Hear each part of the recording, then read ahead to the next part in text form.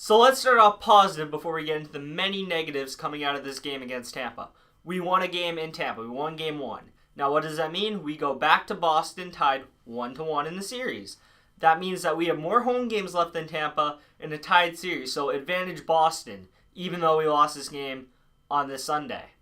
So let's jump into the game. If you want to talk about late starting, this is late starting right here. For the first 14 minutes, I think the Bruins are outshot 10-0. And when you start out like that, chances are you're not going to come away with a win in a hockey game. And this is just not what you like to see from the boys. Came out with no energy, kind of resting on that game 1 win. Kind of seemed like they came into this thinking they were going to dominate, and they got dominated for the first 14 minutes. And in that first 14 minutes, Tampa was rewarded. And what I mean when I say rewarded, I'm talking about the refs giving them a penalty on Torrey Krug for slashing Braden Point. Now this is a weak slash. He hits him in the thigh. Not too much force, just a little whack. Doesn't affect Braden Point at all. He's just coming across the middle. Doesn't change his lane at all. He just shoots it. But for some reason, the ref puts his arm up. And this is setting an early standard for what a penalty is. And they did not keep this standard all throughout the game. You will hear me talk about later how they did not keep that standard. But they got rewarded. Not only were they dominating us at this point, then you put them on a man advantage. You're basically guaranteeing them a goal. And a goal is what Tampa Bay got on this power play. Now, the kill was pretty decent. There was a good save by Rask on this power play. A few good saves by Rask, actually. But eventually, they got through. Sergachev gets the puck at the point. He throws it down to Braden Point at the top of the circle. Braden Point, who had a great game today, passes cross zone to Yanni Gourde. Yanni Gourde settles and shoots. Rask gets a toe on this, but it just slows down the process of it going in the net. And Tampa Bay goes up 1-0.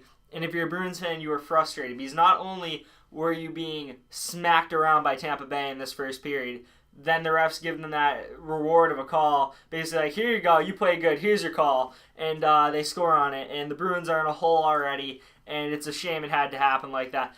But the Bruins have been down before, and you just got to move on, push forward, and play good hockey from this point on. I feel like the Bruins' quality of hockey changed when they got a power play. A 5-on-3 power play, that is. So the Bruins get this 5-on-3 power play because Tyler Johnson roughs Brad Marchand, and then 17 seconds into that penalty kill, Ryan McDonough also roughs Brad Marchand. So Brad Marchand draws 2 penalties in 17 seconds of each other to create the 5-on-3 power play. And on this 5-on-3 power play, we had some chances. But on a 5-on-3 power play, you're going to have chances, and those chances mean nothing unless they end up in the back of the net. Pastrnak hit both posts with 1 shot. That's as close as we got on this power play, and it was a very good chance. But Tampa kills it off, and this really kills you on the inside, and you really worry about how the Bruins will be going forward. A very big missed opportunity, and when you look back on this game, don't think about the refs.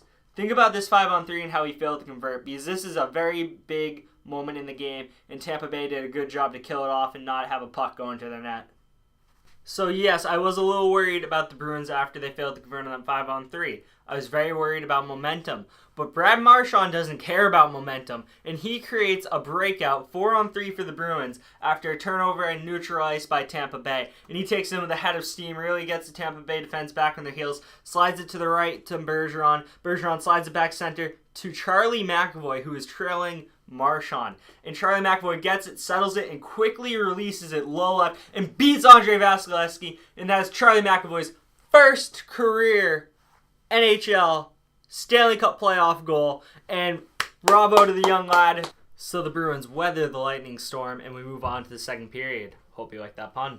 So we start off the second a lot better. We're hanging with them and all that. We're playing pretty even hockey. And then David Pastrnak, about 10 minutes into the period, does a little crappy turnover when he's entering the zone on a breakout. And this creates a up-ice opportunity if Palat recognizes Braden Point streaking down the ice, and he does. And Palat does a beautiful bank pass off the boards to Braden Point. And this kid's got burners. And Braden Point goes up the ice, realizes he has numbers once he enters the Bruins zone, stops on a dime, passes across the zone to find Tyler Johnson, and Tyler Johnson shoots and scores off the beautiful feed from Braden Point. Really created that play by having the heads-up awareness to get up the ice. And Tampa Bay goes up 2-1, and just like that, we're back in the hole. One thing you need to talk about on this goal, besides the Pastrnak turnover, which led to this, is Tuukka Rask. Now, the puck is coming to Tuukka Rask's left shoulder, and he slides to the right, which is the reason it goes past him on the left shoulder. Now, what I'm really curious is, he had a great game today, But why in this one instance is he playing like a soccer goalie and guessing where the ball is going? It really doesn't make sense to me because he was played a very good game today, made a lot of key saves, but it felt like on this one instance he had a little like mental, like I don't even know, a little bit of a twitch where he was just like, ugh, and the puck immediately goes by him there. He stays square, hits him in the shoulder, it doesn't go in. So Tuukka Rask deserves some blame. Even though he was put in a tough situation, which is why he guessed, which you shouldn't put your goal in these situations, but at the same time, you need a big save here. And I'm not putting too much blame on Tuukka Rask for the game, but I'm going to put some blame on him for the goal here. The rest of the second period plays out, and the Bruins would get a good power play opportunity with Victor Hedman going to the box. And when a guy like Victor Hedman goes to the box, he's like a penalty killer and a half. When they have Victor Hedman on the ice, kind of like when we have Char on the ice, with that big reach, big body, it's almost like you have 4.5 people on the penalty kill. So when he goes in the box, eyes light up as a fan. You're like, wow, we have a big opportunity here to score. And the Bruins failed to convert on this. Another failed opportunity. 0 for 3 on the power play tonight. And you're going to lose a lot of games where you don't make the other team pay for their penalties. But, we go into the third down by 1. We've come back from bigger leads. Game 7 against Toronto, we were down by 1, and we put up 4 in the third. So, as a Bruins fan, I'm very optimistic heading to this third because we've gotten better as the game has gone on. So early in the third period, the puck's in between 2 Tampa defenders, and who else but Jake DeBrusk makes a beeline for this puck, uses his super skates, super speed to get the puck, but when he gets the puck, he gets through the defenders, he's a little too close to Vasilevsky and doesn't really get a quality chance. And my first thought is, oh, there's Jake DeBrusk, because I haven't noticed him on my TV for the first 2 periods. He was invisible for the first 2 periods of this game. He probably had like 1 or 2 good shifts the whole game leading up to this point. Because that Krejci line didn't really get many chances, and they were kind of invisible for most of the game. Another thing to point out before we get into the key things in the period was Kuraly's shift without a stick. Now, Kuraly lost his stick and made some great plays on the puck by kicking it with his skate, some great hustle plays, and I just thought, wow, that is what you want out of your fourth line in any game, is all that effort. So I was really happy to see that out of Kuraly. So, about 12 and a half minutes left in the third, and face-off, lower right circle. Well, right if you're looking at the Tampa Bay goalie. And Patrice Bergeron's on it, so you're hoping for a win. Now, Bergeron wins it, and all of a sudden, big number 77, Victor Hedman, 6'6" guy, is down in a heap like he just got shot. And I'm looking like, what happened? I see the ref's arm go up, and I'm like, huh? And then I look, and they're like, Peter McGuire's like, Brad Marchand, high stick, and I'm just like, and I was just like, oh, this is awful. And then I look at the big Swede, and he's bleeding out the nose, so I was like, 4 minutes? And then on the replay, on the replay, guess whose stick hits Victor Hedman in the face? Hedman's stick hits Hedman in the head, and because he's bleeding out of his head, we're going to the box for 4 minutes. And this is why, for some key penalties like this, I want review. And I know, I hate review for the offsides goal. I think if it's that close, it shouldn't be called back because it wasn't that big of a deal to begin with if the ref can't see it. But on something like this, 12 minutes and 30 seconds left in the game, down by 1, and we go to the box for 4 minutes. 4 minutes. This just sucks. But there is a positive to be taken from this 4-minute double minor. We did kill off the penalty, which is a big momentum boost. That really gets the boys going, It gets a lot of energy on the bench. You just killed the power play, and now you can put a puck in their net. And even though you lost the 4 minutes of time on attack, this momentum boost should be enough to get you right back in the game and put one on the board. So about 2 minutes after this huge kill, the Bruins are starting to get momentum. Things starting swinging their way. Marchand gets the puck on an out-of-zone breakout to get out of the Bruins zone. He then passes back to try to hit up, I believe, Bergeron, but he mistimes and it goes straight back into our zone to Braden Point. Braden Point, who has great vision, finds Andre Palat beaming into our zone with a head of speed. Palat fires at top right corner, and he snipes over the shoulder of Tuukka Rask right around this area. Really tough to save for Tuukka. I don't blame him this at all. He really got left out to dry by his defense here because they were going up the ice because you're expecting the breakout. Marchand's bad pass leads to this, and this is another bad play by the first line that leads to a goal. They do this quite often. Yes, they put up points, but they also give them up lately, and it hasn't been a good look for them. And this is all on Brad Marchand because he missed times his pass. And now you're down 3-1, and it's really not looking good for you guys. It's really looking dim, but you still got some time. You really gotta put one in soon. So about 2 minutes later, offensive zone face-off again for the Bruins. Bergeron wins it to the side, gets tipped around a little. Torrey Krug, smart play, comes down into the face-off circle, picks up the puck, throws it on net, and this somehow squeezes by Andrei Vasilevskiy to put the Bruins back within 1. Now, this goal is not one you look at and you're like, wow, what a goal. It's just one of those ones you put the puck on the net and good things sometimes happen. And this happened. Andrei Vasilevskiy really put his team in a tough spot here because now they have to defend a 1-goal lead against the Bruins who still have momentum on their side because of this goal they just got. So, bad goaltending by Vasilevskiy, but you'll take it and we'll move on with about 5 or so minutes to go.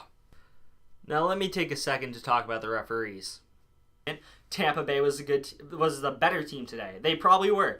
But the opportunity to have a chance to win the game was significantly decreased today because of the referees. The 2 calls I want to go at, which are clear as day, and fight me on this, they would have been called in the first or second period in this game, but they were not called in the third, the period that matters the most. The first one, Dan Girardi, scumbag Dan, cross-check from behind on David Pastrnak, and David Pastrnak head first into the boards. This, in regular season games, could be 5 minutes. It could. It honestly could. And it wasn't even called a minor in this game, and that is egregious. Egregious. How do you swallow your whistle when you were calling everything before? Alright, the next call, though. This is the one that gets under my skin even more than the other one. So Marchand gets a clear bit breakaway, and Anton Stralman is chasing from behind, doing a good job to catch up. He's going to make a play on the puck, you think? No, he slows up and takes a whack at Marchand's hands. Now, you're expecting a call here, right? No call here. But Krug hits Braden Point in the first period on the thigh, not even affecting his stick. Braden Point still gets a shot off. That's 2 minutes. But this on a breakaway in a 1-goal game? No call. No call at all. Oh my god. So eventually, Braden Point puts in the empty netter, and the Tampa Bay Lightning go on to win 4-2, tying the series at 1-1, heading back to Boston for the game on Wednesday. One thing I'd like to say is Tampa Bay definitely probably deserved to win this game. Outshot, outchanced us. Face-offs in their favor. They played very physical. The Bruins started out flat, and when that happens, you're probably not going to win a lot of games if you start out flat and you get dominated in those other categories. Also, you blew the 5-on-3, so you can really only blame yourself at the end of the day, like in most sporting events. The refs didn't cost you the game. They cost you opportunities to win the game. There's a difference there. And the Bruins need a better performance in Game 3, which I think they'll get on home ice. And so you just got to get better for Game 3 and take the games in Boston like you need to do. 3 individual player notes I have for Tampa is, let's start off with the negatives for Tampa. Stamkos and Kucherov have 0 points combined for the first 2 games. And if this continues, you're not going to win the series. Plus, you're heading back to Boston where you don't have last change anymore, so you're going to get less favorable matchups in Boston compared to what you would in Tampa. So it's only getting harder, and you're on enemy ice now, so you really got to wonder how much more productive are they going to get, because you expect them to get points. You really do. And you're wondering when's it going to come and how's it going to come, how effective will they be.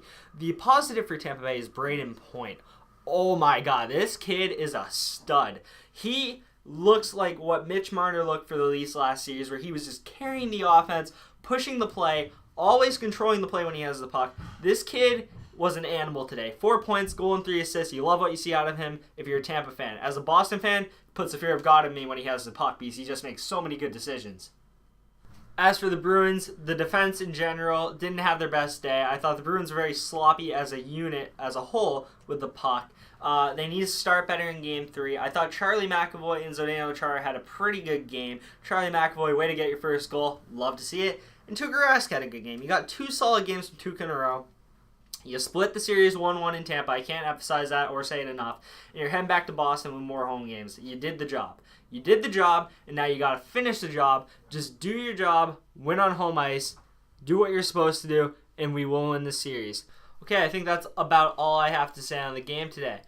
Please hit the thumbs up button, the like button, because the more it gets liked, the more it gets suggested, the more views and the more comments we get, the more interaction we can get with fans of all teams. Also, hit the subscribe button. The more people that subscribe to me, the more likely people are going to check out my channel. The more popular your channel is, the more people look at it. It's just how it works. So do those. It really helps me out. If you haven't done it yet, please do it. And as for me, I'm out. I'll see you for Game 3 Wednesday night, early Thursday morning. That review will be coming out. And see you next time.